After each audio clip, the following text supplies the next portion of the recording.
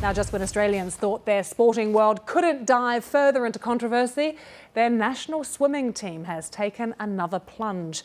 The national coach has resigned. It follows a disastrous London Olympics. Also, around 30 rugby league players are to be interviewed over doping allegations. Well, our very own Nick Marshall-McCormack, himself an Australian, a massive sports fan, joins me now. This is not good, Nick, after a terrible year as well. What's going on?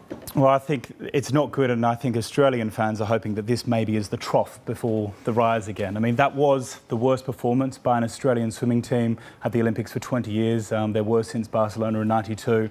And Leigh Nugent, now the head coach, has resigned, walked away. Basically, they're saying that it was the change that needed to happen.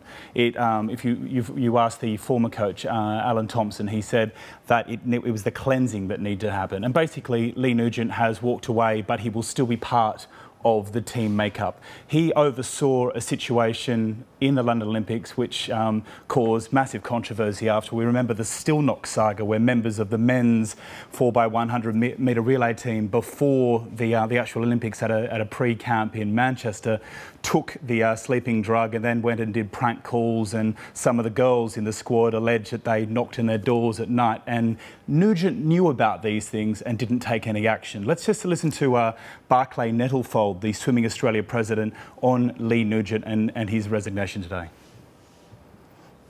He's tired, and he just feels it's time.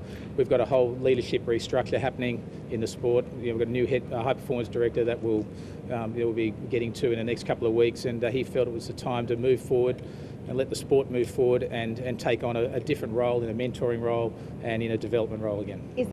So that's swimming, Nick. What about rugby league? Yeah, well, that's a big coast, a big story, should I say, up the east coast of Australia. Rugby league, massive there, and at least 31 NRL players, the National Rugby League players, are to be questioned by the Australian Sports Anti-Doping Agency over what they say is not systemic doping, but segregated doping amongst players. And the NRL has been careful to come out and say, hang on, no one has been charged here yet.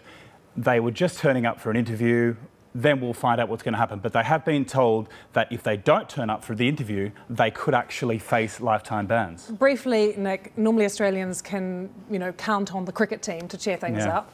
Not going very well there either. I shouldn't smile as a New Zealand, but really it's they're not doing well in India. We're relying on New Zealand, your New Zealand, to do better against England.